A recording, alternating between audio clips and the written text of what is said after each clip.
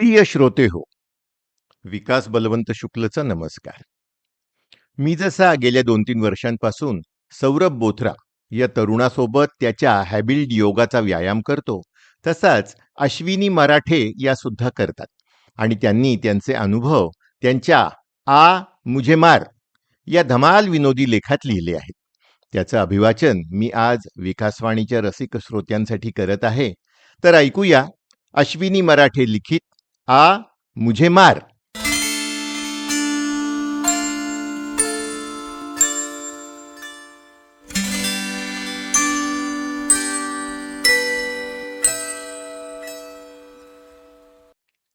सकाळचे 6 वाजले आहेत.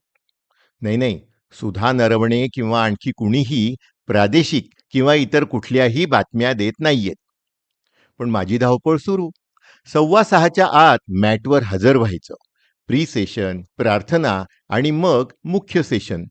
काहीच बुडवायचं नसतं मला. माझ्या फोनवरच्या ॲपमधलं बटन मी दाबते. व्हिडिओ सुरू होतो. हुश, अजून प्री सेशन सुरू नाहीये. टिंग टिंग टिंग टिंग टिंग टिंग टिंग टिंग टिंग टिंग. संगीत वाजतंय. मी धावत पळत दिवाणखान्यात येते. आता ही खोली फक्त माझी आहे, निदान तासभर तरी.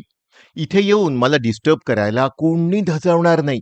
भराभर मॅट टाकून टीव्ही सुरू करून मी त्यावर व्हिडिओ कास्ट करायला बघते. कधी लगेच जमतं, तर टीव्ही कधी नाठाळपणा करतो. माझ्या मनाची घालमेल सुरू. आणि हे सर्व वेळेवर जमून आलं तर मग उत्सुकतेनं मिनिटभर मॅटवर बसून राहायचं. बहीण, मैत्रीण इत्यादी सहप्रवासिनींना भोचक व्हॉट्सॲप मेसेज पाठवून करतेस ना ग असं विचारायचं. तोच हॅलो असा तो सुपरिचित आवाज येतो आणि लाखो का लाडला सौरभ प्रकट होतो. माझ्याही चेहऱ्यावर आपसूक हास्य पसरतं. गेलं वर्षभर हे असंच चालू आहे. दिवाणखान्याऐवजी कधी गेस्ट रूम, शिकारा, नदीकाठ अशी सिनरी बदलते, पण बाकी सगळं तसंच. थंडी असो वा उन्हाळा, सोमवार असो की शनिवार. खरं पाहिलं तर सेशन केलं नाही तरी काही दंड वगैरे पडत नाही, पण काहीतरी छान आपण मिस केलं असणार अशी हळहळ वाटत राहते दिवसभर. हो, फोमोच, फिअर ऑफ मिसिंग आउट. आणि हो, हॅबिल्डकडून संदेश येतो ना, आज आली नाहीस ना सेशनला? हरकत नाही, उद्या मात्र नक्की ये हं. त्यांच्याकडे असे 365 संदेश बनवून ठेवलेले असावेत अशी मला दाट शंका आहे. अहो, एकापेक्षा एक मजेशीर, मिश्किल आणि काही तर अगदी पुणेरी टोचरे. तर मग प्री सेशन. आधीच पाऊण तास व्यायाम म्हणजे अवघड वाटतं. त्यात एके दिवशी लक्षात आलं की 6:25ला व्हिडिओ सुरू केला तर काहीतरी व्यायाम ऑलरेडी सुरू आहेत. मग झाला ना तो फोमो. आता आणखी प्री सेशन कशाला? त्यापेक्षा सेशनच 1 तासाचं घेणारे बाबा. अहो ताई, काकू, मावशी, अहो तासभर सेशन म्हटलं असतं तर तुम्ही ढुंकून तरी बघितलं असतं का माझ्याकडे? इति सौरभ, म्हणजे अशी माझी कल्पना आहे.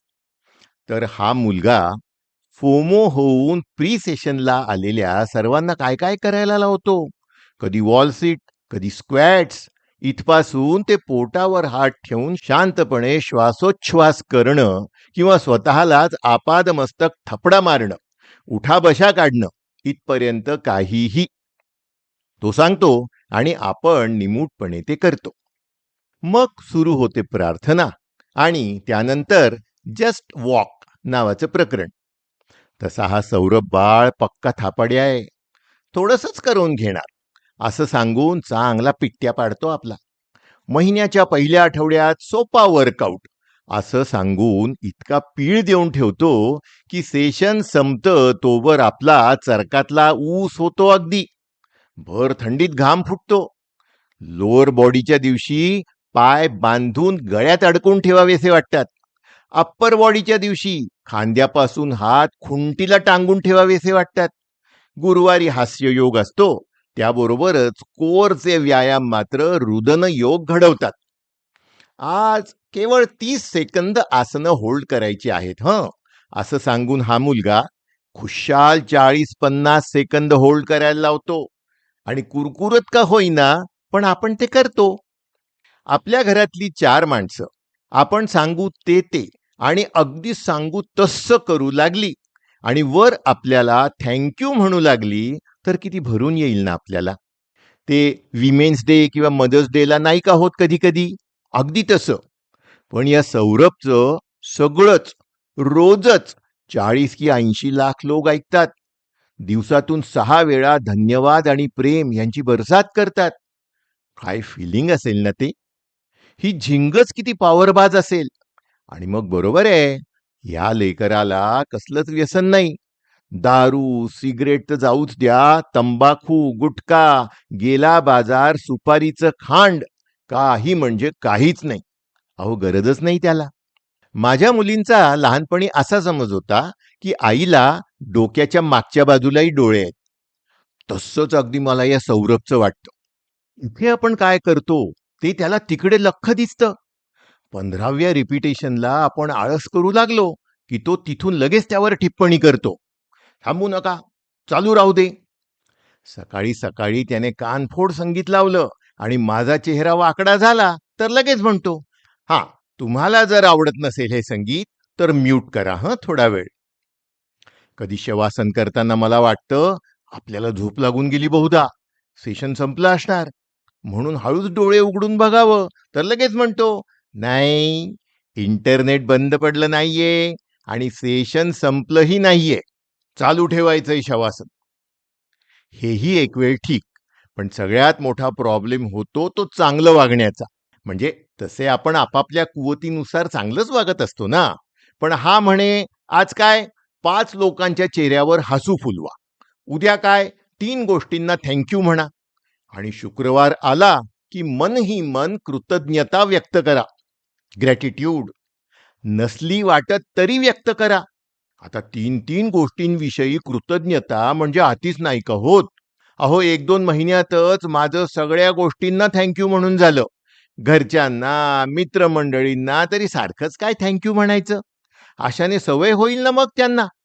मग मोजून 6 महिने खताचा खुराक खाऊन शेवटी एक रोगट फूल दिल्याबद्दल बाल्कनीतल्या गुलाबाला अचानक दांडी न मारता आदल्या रात्री उशिरा का होईना फोन करून कळवल्याबद्दल आमच्या कामवाल्या मावशींना, आमच्या बाल्कनीत गुंतवळ न सोडल्याबद्दल वरच्या मजल्यावरच्या काकूंना, असं अभिनव आभार प्रदर्शन मला मन ही मन करावं लागतं. अशा नाही त्या गोष्टी या सौरभने गेल्या वर्षभरात करवून घेतल्या. सकाळी लवकर तर उठावं लागतंच, कारण सर्वात आधी वर्कआउट करायचा असतो ना. मग भुकेजल्या पोटाने 9 पर्यंत वाट पाहून मगच क्षुधाशांती करणं, दिवसभर जवळ बाटली बाळगून जलपान करत राहणं, सिरकॅडियन रिदमचं ऐकून त्याप्रमाणे आपला दिवस कंठणं. दुपारचा चहा झाला, खरं तर तो पिऊच नका असं म्हणतो सौरभ, की तत्काळ रात्रीच्या जेवणाची तयारी सुरू करणं आणि सूर्यास्ताबरोबर उदरभरण आटोपून घेणं. आता इतक्या लवकर जेवणं उरकल्यावर मस्त OTTवर पिक्चर बघावा किंवा सिरियल बिंज वॉच करावी असं वाटतंच ना. पण नाही, स्क्रीन्स बंद करायचे आणि पुस्तक वाचत बसायचं. झोपण्यापूर्वीचे प्राणायाम करायचे आणि 9च्या आत गाई. तरुण आहे रात्र अजूनी, पण टीव्ही, OTT, व्हॉट्सॲप, यूट्यूब आणि तो हाताला चिकटून असलेला मोबाईल फोन या सर्वांना केव्हाच वाटेला लावायला सांगतोय हा सौरभ. अहो मग माणसाने जगायचं तरी कसं? मला मात्र काही प्रश्न वारंवार पडतात. पेट केबल असो किंवा पीठ केबल, या सौरभचे बाल म्हणजे केस कधीच कसे विस्कटत नाहीत. नाहीतर मी अगदी मेडुसा दिसत असते. या सौरभने लहानपणी तरी कधी हट्ट वेडेपणा केला असेल का? आणि नसेल तर त्या बिचाऱ्या आईवडिलांचं काय? अहो 2 रट्टे लगावल्याशिवायच मूल वाढलं तर मग काय उपयोग? चल, मस्त कटिंग चहा पिऊ असे याचे मित्रमैत्रिणी म्हणूच शकत नसतील ना. अहो मुळात याला मित्रमैत्रिणी असतील तरी का? रोज हा मुलगा 5 वाजता उठतो, कामाला लागतो आणि रात्री 9 वाजता गुडूप झोपतो. याला बायको कशी मिळेल? आणि कोण मुलगी जाणून बुजून याच्यात पडेल? हे सध्या माझ्या मनावरचं सगळ्यात मोठं मळभ आहे. पण मी एकदा जाणारच आहे नागपूरला, त्याच्या स्टुडिओमध्ये. होऊन जाऊ दे शंका निरसन. पण हो, जाताना हल्दीरामचे सामोसे, ढोकळा आणि संत्रा बर्फी आधी चापणार आणि मगच जाणार. कारण हा सौरभ तर माझं स्वागत फक्त हलके थंडे पाणीसेच करणार ना. पण जायला हवंच. The nation wants to know. चला तर मग, कोण कोण येत आहे माझ्याबरोबर?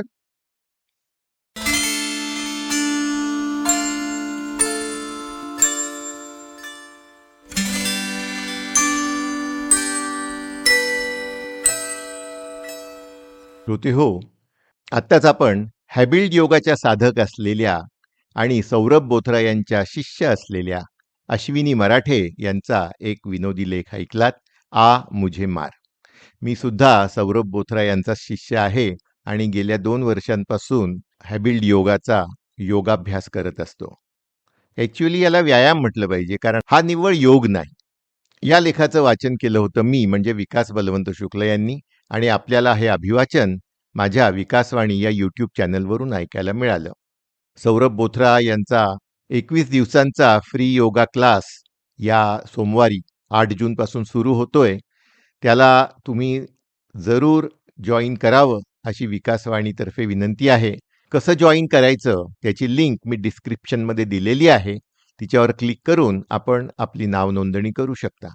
तर या लेखाच्या निमित्ताने आपल्या सर्वांना अशी विनंती आहे की आपणही हा अनुभव जरूर घेऊन बघावा. धन्यवाद.